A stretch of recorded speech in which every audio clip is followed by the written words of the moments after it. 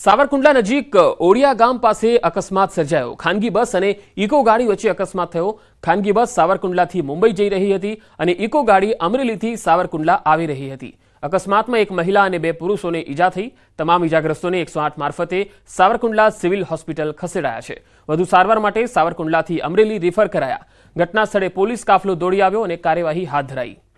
તો ઈજાગ્રસ્તોને સાવરકુંડલાથી અમરેલી લઈ જવાયા। ખાનગી બસ અને ઇકો કાર વચ્ચે આ અકસ્માતનો બનાવ જે તસવીર આવી રહી છે તમે જોઈ શકો છો કે બસ જે છે એ સાવરકુંડલાથી મુંબઈ જઈ રહી હતી અને આ ઇકો કારમાં જે વ્યક્તિઓ સવાર હતા તેઓ ઈજાગ્રસ્ત થયા છે। એક મહિલા અને બે પુરુષોને ઈજા થઈ છે। સાવરકુંડલા સિવિલ હોસ્પિટલમાં જે ઘાયલો છે તેમને ખસેડવામાં આવ્યા છે। ઈજાગ્રસ્તોને સાવરકુંડલાથી અમરેલી વધુ સારવાર માટે લઈ જવાયા। અમરેલીથી સંવાદદાતા રાજન ગઢિયા જોડાયા છે। રાજન, આ સમગ્ર અકસ્માતને લઈને હાલ લેટેસ્ટ અપડેટ શું છે? પંકજ, આ જે સમગ્ર અકસ્માત જે સર્જાયો છે સાવરકુંડલાના ઓળિયા ગામ નજીક આ અકસ્માત સર્જાયો છે। ખાનગી બસ અને ઇકો ગાડી વચ્ચે સર્જાયેલ અકસ્માતમાં કેટલાક લોકો ઈજાગ્રસ્ત થયા છે। તેમને સાવરકુંડલા અને અમરેલી 108 દ્વારા રિફર કરવામાં આવ્યા છે। જોકે જે રીતે દ્રશ્યો આપ જોઈ શકો છો તે પ્રમાણે જે અકસ્માત છે ખૂબ ગંભીર અકસ્માત કહી શકાય, પરંતુ સદભાગ્ય કોઈ જાનહાનિ થઈ હોય તેવું હજુ સુધી સામે આવ્યું નથી। હજુ સુધી ઈજાગ્રસ્તોના નામ આવ્યા છે। લગભગ 4 થી વધુ લોકો ઈજાગ્રસ્ત છે અને તમામ લોકોને સારવાર માટે ખસેડવામાં આવ્યા છે। જી રાજન, આભાર માહિતી આપવા માટે। અંકલેશ્વરના સારંગપુર પાટિયા પાસે અકસ્માત થયો। રોંગ સાઈડમાં આવતા ટ્રકે બાઇકને અડફેટે લીધી। આ અકસ્માતની ઘટના સીસીટીવીમાં પણ કેદ થઈ છે। રોંગ સાઈડમાં પૂર ઝડપે આવતા ટ્રક સાથે બાઇકની જોરદાર ટક્કર થઈ। અકસ્માતમાં બાઇક ચાલક ઉછળીને રોડ પર પટકાયો। ઈજાગ્રસ્તને સારવાર માટે હોસ્પિટલ ખસેડાયો છે। તો આ તસવીરો જોઈ શકો છો, બાઇક ચાલક ઉછળીને રોડ પર પટકાયો અને આખો આ બનાવ સીસીટીવીમાં પણ કેદ થઈ ગયો। ભરૂચમાં આ બનાવ બન્યો જ્યાં રોંગ સાઈડમાં આવતા ટ્રકે એક બાઇકને અડફેટે લીધું હતું।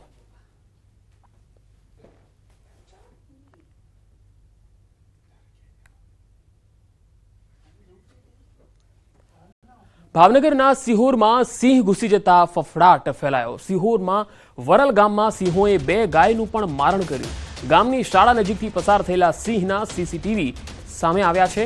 ગામમાં આવેલી સરકારી માધ્યમિક શાળા અને તેની સામે આલ્ફા વિદ્યાલય પણ છે જ્યાં નજીકમાંથી સિંહો પસાર થયા હતા।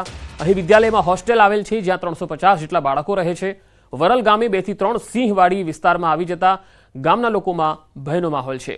વરલ ગામે સિંહે કરેલા મારણને વન વિભાગને પણ જાણકારી આપવામાં આવી છે। સુરતમાં ચીખલીગર ગેંગનો આતંક જોવા મળ્યો। ચોરી કરતી આ ગેંગે યુવક પર હુમલો કર્યો હતો। ગણેશનગરમાં યુવક પર જીવલેણ હુમલો કર્યો। યુવકને માથામાં ગંભીર ઈજાઓ પહોંચી। હુમલાની ઘટનાના સીસીટીવી પણ સામે આવ્યા। ચીખલીગર ગેંગ સામે નોંધાઈ છે પોલીસ ફરિયાદ।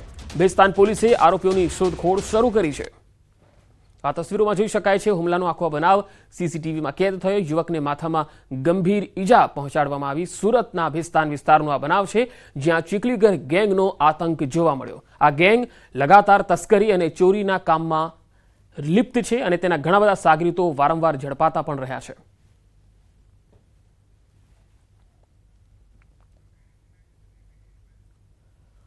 ગુજરાત એટીએસે પકડેલા આતંકી અંગે સૌથી મોટા ખુલાસા। એટીએસનું હરિયાણામાં ઓપરેશન, યુપીમાં પણ તપાસ ચાલી રહી છે। ઉત્તર પ્રદેશમાં ગુજરાત એટીએસનું સર્ચ ઓપરેશન। આતંકી અબ્દુલના ઘરે એટીએસની તપાસમાં ખુલાસા થયા છે। આતંકી અબ્દુલના ઘરેથી બોમ્બ બનાવવાની સામગ્રી મળી છે। અબ્દુલ અયોધ્યાના મુલકીપુરનો રહેવાસી છે। 19 વર્ષીય અબ્દુલ રહેમાનની તસવીર પણ સામે આવી છે। તો ગુજરાત એટીએસને અહીંયા મોટી સફળતા મળી। હરિયાણાના પાલી ગામથી આતંકી પકડાયો છે। આતંકીને એટીએસ ગુજરાત લાવવા માટે રવાના થઈ છે। હરિયાણાના ફરીદાબાદના પાલી ગામમાં ઓપરેશન હાથ ધરાયું। ગુજરાત એટીએસ, હરિયાણા એસટીએફ બંનેએ સંયુક્ત રીતે આખું આ ઓપરેશન પાર પાડ્યું। અબ્દુલ રહેમાન નામનો શંકાસ્પદ પકડાયો છે। આતંકી અબ્દુલ યુપીના અયોધ્યાના મિલ્કીપુરનો રહેવાસી છે। અબ્દુલ રહેમાન પાસેથી 2 હેન્ડ ગ્રેનેડ પણ જપ્ત કરાયા છે। ગુજરાત એટીએસ ઘણા સમયથી અહીંયા તપાસ કરતી હતી। એટીએસની તપાસ આખરે ફરીદાબાદમાં પૂરી થઈ। 19 વર્ષીય અબ્દુલ રહેમાન નામનો યુવક પકડાઈ ગયો। એટીએસની ટીમ યુવકને અમદાવાદ લાવવા રવાના થઈ છે। શંકાસ્પદ અબ્દુલ ગુજરાતથી ભાગી છૂટેલો છે। ફરીદાબાદમાં એક ખેતરમાં સંતાયો હતો। અબ્દુલ ખેતરના ઘરમાં 10 દિવસથી નામ બદલીને રહેતો હતો। મળેલા બંને હેન્ડ ગ્રેનેડ ડિફ્યુઝ કરી દેવાયા છે।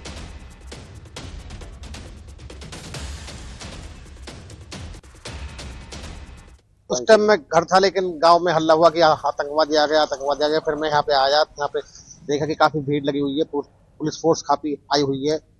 तो पता लगा कि आतंकवादी पकड़ा है, उसके पास 2 बम मिले थे, तो पुलिस उसको अपने साथ ले गई। ब्रांच मौजूद है, क्या पुलिस लग रही है और वो बम निरोधक दस्ता कौन सा उसमें लिख रहा बस पे वो खड़ी है। हाँ, तो बम निरोधक दस्ता कुछ तो है लिख रहा, उस पर बस खड़ी हो, देखो उसके आगे लग रहा बोर्ड।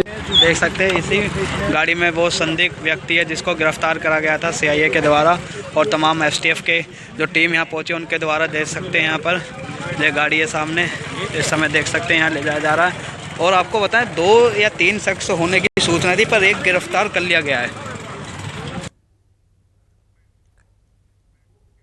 હિંમતનગરના ગામભોઈ પાસે કેનાલ ઓવરફ્લો થઈ ગઈ। ચાંપલાનર ગામમાં હાથમતી સિંચાઈ કેનાલ ઓવરફ્લો થઈ। આ કેનાલમાં કચરો ભરાયો હોવાથી ઓવરફ્લો થઈ છે। આસપાસના ખેતરો પાણીમાં ગરકાવ થતા પાકને નુકસાન થયું છે। ઘઉં બટાકાના તૈયાર થયેલા પાકને નુકસાન થયું છે। 35 ગામને સિંચાઈના પાણીની જરૂરિયાતને લઈને આ પાણી છોડાયું હતું। સાબરકાંઠા અને ગાંધીનગરના ગામડાઓ માટે પાણી છોડાયું। સિંચાઈ વિભાગ સામે ખેડૂતોમાં ભારે રોષની લાગણી છે।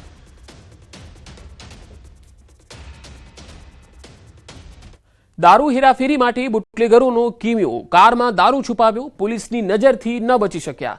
રાજકોટ પોલીસે એક કારમાંથી મોટો જથ્થો પકડ્યો છે। કારમાં અલગ અલગ જગ્યાએ દારૂની બોટલો સંતાડેલી હતી। ટેલ લાઇટ, પેટ્રોલ ટાંકી, ગિયર બોક્સમાં દારૂ સંતાડવામાં આવેલો। એક કારમાંથી 375 નાની દારૂની બોટલો મળી આવી। પોલીસે બુટલેગરને પકડી અને દારૂ હેરાફેરીમાં નવા કિમિયા પર પાણી ફેરવી દીધું। તો તમે જોઈ શકો છો રાજકોટમાં આ જે બુટલેગરો છે એ દારૂ વેચવા અને તેની હેરાફેરી કરવા કેવા નવા નવા કિમિયાઓ અપનાવે છે। આ એકમાત્ર ગાડી છે જેમાંથી 375 જેટલી દારૂની નાની બોટલો મળી આવી છે। અલગ અલગ જગ્યાએ પેટ્રોલની ટાંકીમાં દારૂ સંતાડ્યો હતો, ગિયરબોક્સમાં દારૂ સંતાડ્યો હતો, સીટની અંદર એટલી બધી જગ્યા એમને ખુફિયા બનાવી રાખેલી હતી ગાડીમાં કે જ્યાં દારૂની બોટલ અંદર જે છે એ પેક કરી દેવામાં આવેલી હતી, જેથી કોઈને ખ્યાલ પણ ન આવે। પરંતુ અહીંયા પોલીસે આ બુટલેગરના કિમિયા પર પાણી ફેરવી દીધું હતું અને 375 દારૂની બોટલો જપ્ત કરી।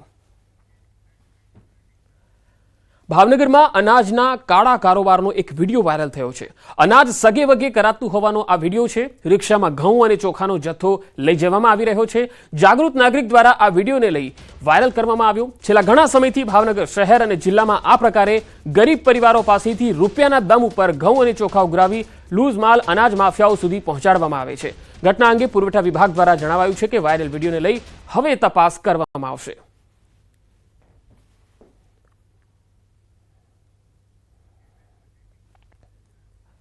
વડોદરા મનપા સંચાલિત શિક્ષણ સમિતિના પરિપત્રથી વિવાદ થયો। પરિપત્રમાં લખવામાં આવ્યું કે રમજાન માસમાં મુસ્લિમ વિદ્યાર્થીઓની સંખ્યા વધુ હોય તેવી શાળાઓના વિદ્યાર્થીઓને મોડા આવવા અને વહેલા છોડી દેવામાં આવે। આ પરિપત્રને લઈ વિશ્વ હિન્દુ પરિષદ લડાયક મૂડમાં આવી ગયું। વિશ્વ હિન્દુ પરિષદનું કહેવું છે કે જો શિક્ષણ સમિતિ દ્વારા આ પરિપત્ર પરત નહીં લેવામાં આવે તો આવનારા સમયમાં ઉગ્ર આંદોલન કરાશે। આ સમગ્ર મામલે શિક્ષણ સમિતિના શાસન અધિકારીએ જણાવ્યું કે શિક્ષણ સમિતિ દ્વારા વર્ષોથી આ પ્રકારનો પરિપત્ર થતો હોય છે। જે શાળામાં 80% વધુ મુસ્લિમ વિદ્યાર્થીઓ હોય તો ત્યાં આ પરિપત્ર લાગુ કરી શકાય છે।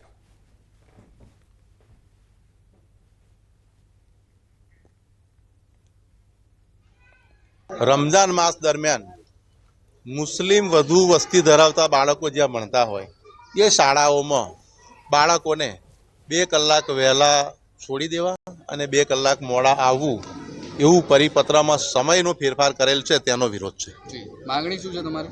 અમારી માંગણી પરિપત્ર રદ કરવા માટેની છે। રજાઓની જે સૂચના બહાર પડતી હોય છે એમાં વર્ષોથી આનો ઉલ્લેખ થયેલો હોય છે।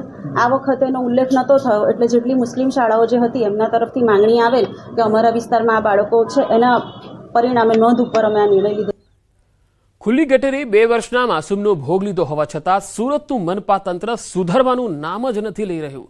રોડ પર ગટરના ઢાંકણાઓ ખુલ્લા જોવા મળે છે, લોકોમાં નારાજગી છે। આ તસવીરો જુઓ। સિંગણપોર 4 રસ્તા પર 10 ફૂટથી વધુ ઊંડી ગટર ખુલ્લી જોવા મળી, જેના કારણે રાહદારીઓ અને વાહન ચાલકો પર જોખમ તોડાઈ રહ્યું છે। જેથી કરીને આપણે આગળ જોયું કે કેદાર નામનો બાળક ખુલ્લી ગટરની અંદર પડી ગયેલો। એવી દુર્ઘટના ફરી આ કતારગામ વિસ્તારમાં બની શકે એમ છે। સિંગણપુર 4 રસ્તાની તંત્રને જાણ કરવામાં છતાંય કાલ બપોર પછી હજી કોઈ એના ઉપર એક્શન પગલાં લીધા નથી, કામગીરી થઈ નથી। હજી તંત્ર ઉચ્ચ અધિકારીનું એવું કહેવું છે કે હજી આમાં સાંજ સુધીમાં કાર્યવાહી થશે અને ઢાંકણ લાગશે એવું। આ જે પ્લમ્બર આવે છે પાણીનો એનું ઢાંકણું છે અને અધિકારીશ્રી સાથે વાત કરી છે, એટલે એમની રજૂઆત એવી છે કે સાંજનું ચોરાઈ ગયું છે ને સવારે અત્યારે મૂકવાનું કહી દીધું છે. ખરી રીતે જવાબદારી તો એમની જ આવે છે, પણ ખરેખર પ્રજા બી અત્યારે આ રીતે જાગૃત છે. એટલે હું કહું છું કે દરેક જગ્યાએ આવું હોય તો પ્રજા જાગૃત થાય, તો જેથી આપણે નિવારણ એમનો વહેલી તકે કરી શકીએ.